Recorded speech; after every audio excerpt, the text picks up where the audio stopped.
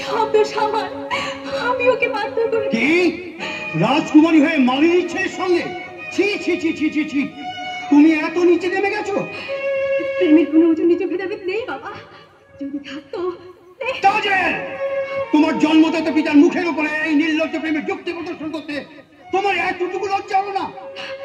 বিজয়কে বন্দি করে তুমি আমার লজ্জার সম্পদ সব দূর করে দিয়েছো বাবা। শুধু তুমি আমার একমাত্র আদরের মেয়ে বলে, নইলে তোমার মতো অবাধ্য কুলাঙ্গার মেয়েকে এতক্ষণে শুনে চড়িয়ে আমি হত্যা করতাম।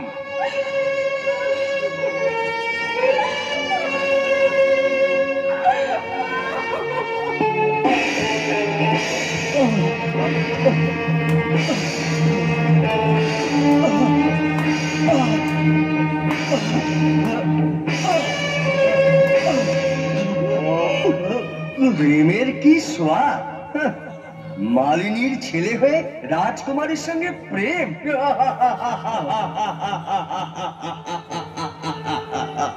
রাজঘাতক! মারতে মারতে এই ছোট জাত মালিনীর বাচ্চাকে প্রেমের বানান ভুলে যাচ্ছে না তারে।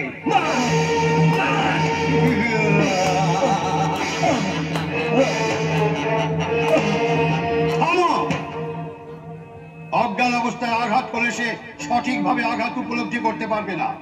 কাজেই প্রতিটি আঘাত করবে জ্ঞান থাকা অবস্থায়, যাতে করে সে হাড়ে হাড়ে উপলব্ধি করতে পারে বামুন হয়ে চাঁদের পানে হাত বাড়াবার পরিণতি কত মর্মান্তিক।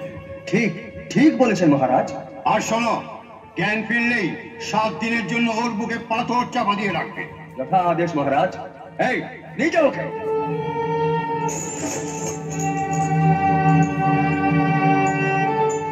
মহারাজ, আমি খবর পেয়েছি ওই মেয়েটি নাকি এই বিজয়ের দিদি। কোন মেয়েটি? যে রূপসী মেয়েটির কণ্ঠ শুনে আপনি মুগ্ধ হয়েছিলেন। ও হ্যাঁ, মনে পড়েছে। তুমি একদিন বলেছিলে কোন মালিনীর বাড়িতে থাকে। ভালোই হলো, এক ঢিলে 2 পাখি মারার সুযোগ আমার হাতে এলো। একদিকে প্রতিশোধের সুযোগ নেওয়া, আর একদিকে রূপসী রূপবান। পেলে মাসি, দাদার কোনো খোঁজ পেলে? না গো মা, রাজবাড়িতেও যাওয়া হলো না। সারাদিন ধরে অনেক খোঁজাখুঁজি করলাম, তবু তো স্বামী বিজয়কে কোথাও পেলাম না রে মা। আজ এত দেরি করছি কেন? কি জানি মা, আমার কেমন যেন লাগছে। কতদিন তোকে বলেছি তোর স্বামী বিজয়কে একটু চোখে চোখে রাখিস, তা নয়।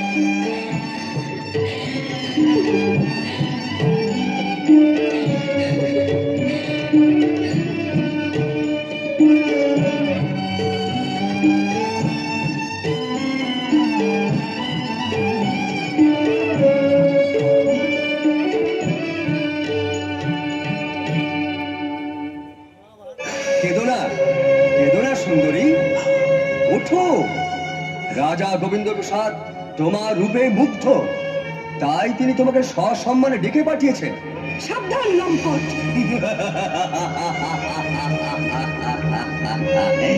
সোজা কথায় যেতে না চাইলে আসল সংবাদটা শুনে নাও। তোমার অতি আদরের দাদা বিজয় এখন গোবিন্দ রাজার প্রস্তর কারাগারে বন্দী।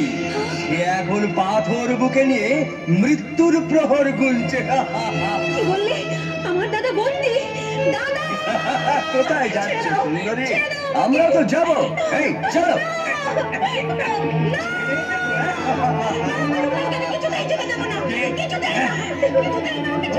তাই নাকি?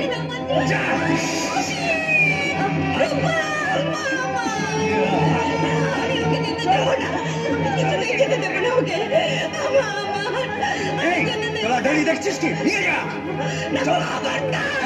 আচ্ছা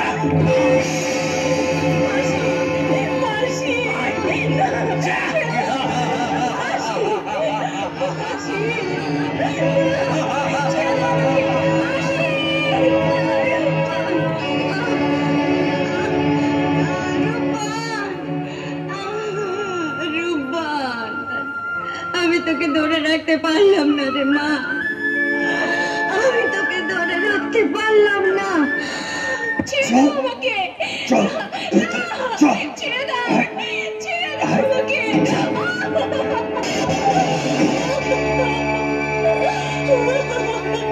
আপাতত এখানে পড়ে থাকো সুন্দরী, আমি মহারাজকে গিয়ে তোমার পৌঁছানোর সংবাদটা দিয়ে আসি। তোমার মাঝিকে বল, বল, বল তো কে সর্বনাশ করলো? বল জলদি বল। দাদা, আমি আমার রূপবানকে আটকে রাখতে পারলাম না রে, আমি পারলাম না।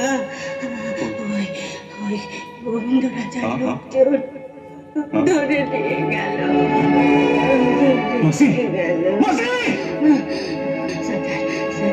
তুই ওকে বাঁচা সর্দার, ওর যে কেউ নেই রে সর্দার, ওর যে কেউ নেই।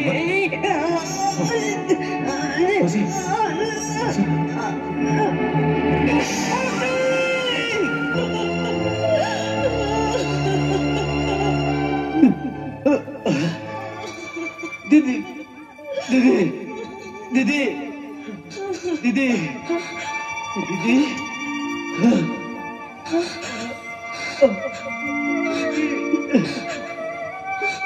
দিদি,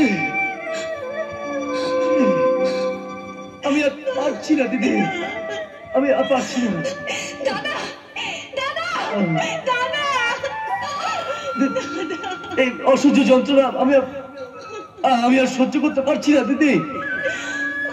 ভগবান, কেন তুমি আমাকে পৃথিবীতে বাঁচিয়ে রেখেছো? দাদার এই কষ্ট দেখার আগে তুমি আমায় মৃত্যু দিলে না কেন ঠাকুর? মৃত্যু দিলে না কেন? কেন কেন মৃত্যু দিলে না ঠাকুর? কেন? আর পারছি না আমি এই মৃত্যু যন্ত্রণা থেকে। আমাকে উদ্ধার করো দিদি। ধৈর্য ধরো দাদা, ভয় পেও না। তুমি আমার জীবনের বিনিময়ে হলেও আমি তোমায় উদ্ধার করব দাদা, আমি তোমার উদ্ধার করব।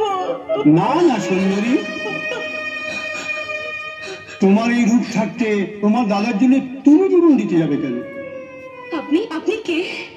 আমাকে তুমি চিনবে না সুন্দরী? আমি রাজা গোবিন্দ প্রসাদ, এই রাজ্যের মা বাপ আমার দাদাকে এখানে বন্দি করে এনেছেন কেন? ছেড়ে দিন, ছেড়ে দিন আমার দাদাকে। ছেড়ে দেব? তার আগে তুমি আমার অন্তঃপুরে গিয়ে আমার অন্তরের বাসনা পূর্ণ করে দাও। এসো এসো সুন্দরী, এসো এসো সুন্দরী, এসো এসো সুন্দরী, এসো।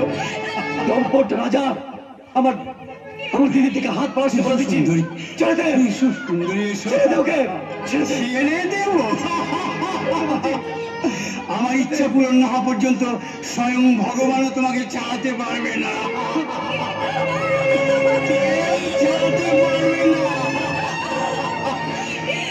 সতীনারী যদি প্রতিভক্তি আর ভগবানের প্রতি বিশ্বাস থাকে, তাহলে এই পৃথিবীর করুণ শক্তি তার ক্ষতি সাধন করতে পারে না। করুণা করে সহ্য ধরে ভগবানই তাকে রক্ষা করে। তোমার ভগবানও জানেন রাজা গোবিন্দ প্রসাদের হাত থেকে অক্ষত অবস্থায় কেউ রেহাই পায় না, তুমিও পাবে না। কাজে আমার সামনে এখন কেউ আসবে না। আমি এসেছি। কে? একি তাজেল, তুমি এখানে কেন এসেছো? এসেছি নারী হয়ে একজন নারী নারীত্ব রক্ষা করতে। চলে যাও এখান থেকে। না, যাবো না। এর পরিণাম কি তুমি জানো? নিশ্চয়ই, মৃত্যুর চেয়ে ভয়ানক আর কিছু নয়। তা জেনে শুনেও তুমি? হ্যাঁ, তোমার মতো একটা লম্পট চরিত্রহীন পেয়ে তার কন্যা হয়ে বেঁচে থাকার চেয়ে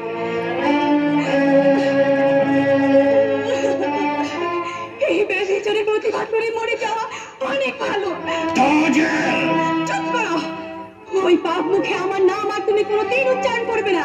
তোমার মতো পরশ্রী কাতর নরপশুকে আমি অর্পিতা বলে স্বীকার করবো না। তাজেল, তুমি আমাকে অপমান করছো। অপমান? অপমান তো তোমার আছে।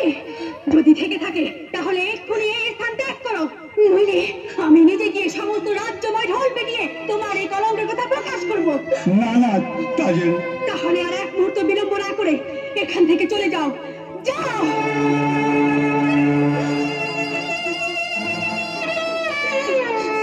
তাজেল, আর কোনো ভয় নেই বোন, এসো এবার তোমার দাদাকে মুক্ত করি। তাজেল, চলো বোন।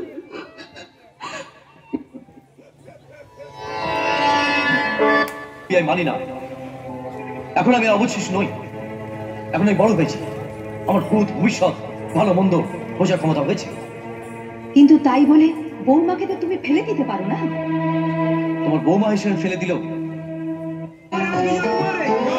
তার আগে করবো।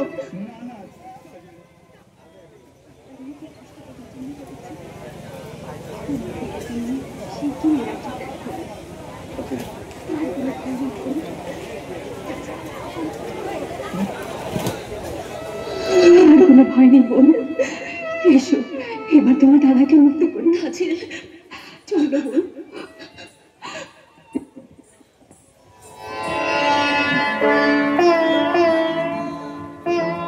যাও বিজয়, তোমার দিদিকে নিয়ে শিগগিরই এই রাজ্য ত্যাগ করো। তুমি আমার ছেলে এত কষ্ট করলে? না বিজয়, আমি আর এমন কি কষ্ট তোমার জন্য করেছি? আমার চেয়ে আরো 1000 গুণ বেশি কষ্ট করেছেন তোমার দিদি। দাদা, দিদি, দাদা,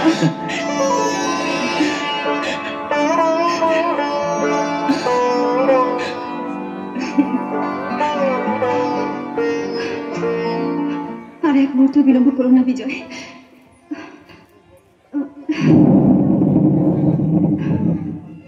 যাও। কিন্তু আর কোনো কিন্তু নয়, শিগগিরই পথ দিয়ে পালাও, নইলে বিপদ হবে। যাই বোন তাজেল, তোমার এত বড় উপকারের কথা আমাদের সারা জীবন মনে থাকবে। যাও বোন। চল।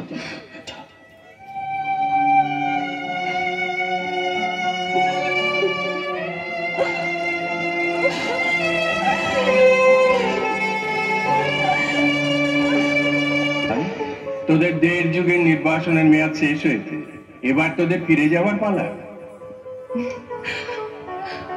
ফিরে যাবো? আজই তোরা নিজ রাজ্য বিলাসপুর অভিমুখে যাত্রা কর।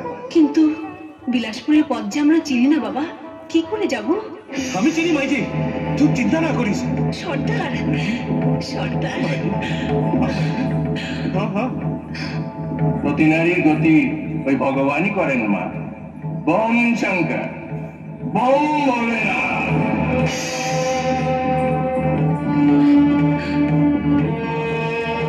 আচ্ছা দিদি, মণিবর বলে গেলেন যে বিলাসপুর আমাদের নিজ রাজ্য, কথাটা আমি ঠিক বুঝতে পারোনি? বিলাসপুর ফিরে গেলেই সব বুঝতে পারবে দাদা। চল মাইজি, এখনই রওনা হয়। তোরা ঘর যা। চল মাইজি, চলো সর্দার, এসো। চল চল। প্রিয় সভাসদ বৃন্দ, আমার নির্বাসিত পুত্র এবং পুত্রবধূ মা রূপবান আজ সুদীর্ঘ 18 বছর নিখোঁজ রয়েছে। তাই আপনাদের রানীমা অসুস্থ হয়ে প্রায় মৃত্যু পথযাত্রী। আপনাদের কাছে আমার অনুরোধ, মহারানীর আশু আরোগ্য লাভের জন্য সৃষ্টিকর্তার কাছে আপনারা সবাই মিলে প্রার্থনা করুন। প্রণাম মহারাজ, ভগবান আপনার প্রার্থনা মঞ্জুর করেছেন মহারাজ। আপনার বেটা রাজকুমার বিজয় আর বৌরানীমা রূপবান আজ আপনার সামনে হাজির।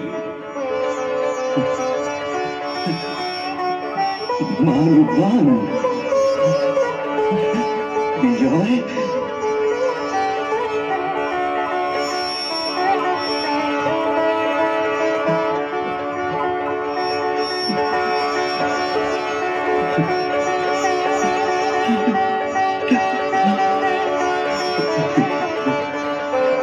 মহারাজ, সুদীর্ঘ 18 বছর পর মা রূপবান আর রাজকুমার বিজয়কে আমাদের কারোরই চেনার কথা নয়। তাদের কথা বলে কেউ হয়তো আমাদের সঙ্গে প্রতারণাও করতে পারে। কাজেই কথাটা আপনি যথার্থই বলেছেন সেনাপতি সমর সিং। তোমার পরিচয়? আমি এক জঙ্গলি সর্দার আছি, আমার নাম রঘু সিং। কিন্তু এরাই যে মা রূপবান আর পুত্র বিজয়, তার প্রমাণ? প্রমাণ আমার কাছে আছে হুজুর। এই পোশাকগুলো শিশু বিজয়, সে এতদিন পর্যন্ত আমার মাসির কাছে ছিল। সেনাপতি, এই যে দেখছি সত্যি সত্যি আমার শিশু বিজয়ের পোশাক। হ্যাঁ, তাই তো। আরো প্রমাণ আছে পিতা ঠাকুর, ছোটবেলায় আপনাদেরই দেয়া ওর গলায় এই মোহরদানা লকেট। হ্যাঁ হ্যাঁ সর্দার, পেয়েছি, সঠিক প্রমাণ আমি পেয়েছি। আমার মা রূপবান আর বাবা বিজয়কে আমি সঠিকভাবে ফিরে পেয়েছি। আয় বাবা, বুকে আয়। আয় বিজয়, বাবা। আয় আয় বাবা। বিজয়, কোথায় আমার মা রূপা, কোথায় আমার বাবা বিজয়, কোথায় কোথায় ওরা? এই তো রানী, এই দেখো তোমার মা। হ্যাঁ মা,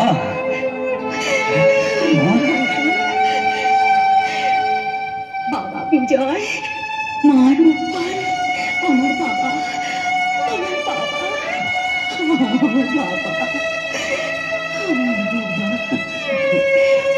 আমি এখন যাই মহারাজ। এসো সর্দার, তোমার এই ঋণ আমি শোধ করতে পারবো না সর্দার, শোধ করতে পারবো না। আমি যাই মা রূপবান। তোমাকে অনেক কষ্ট দিয়েছি সর্দার, তোমার যখন মন চায় আমাদের সঙ্গে দেখা করবে, আমাদের আশীর্বাদ করবে। ভগবান তোমাদের ভালো করবে মা, ভগবান তোমাদের ভালো করবে। সেনাপতি সমর সিং, মহারাজ, এই রাজ্যের ভবিষ্যৎ কর্ণধার আমার একমাত্র পুত্র বিজয় আজ তার নিজ রাজ্যে ফিরে এসেছে। তাই আমিও তার হাতে তার নিজ রাজ্যভার বুঝিয়ে দিয়ে বাকি জীবন নিশ্চিন্ত মনে বিশ্রাম নিতে চাই। এবং আজকের এই আনন্দ ঘন মুহূর্তে আমি স্বতঃস্ফূর্ত ভাবে ঘোষণা করলাম, এখন থেকে বিলাসপুর রাজ্যের মহারাজ আমার সুযোগ্য পুত্র বিজয় রায় চৌধুরী।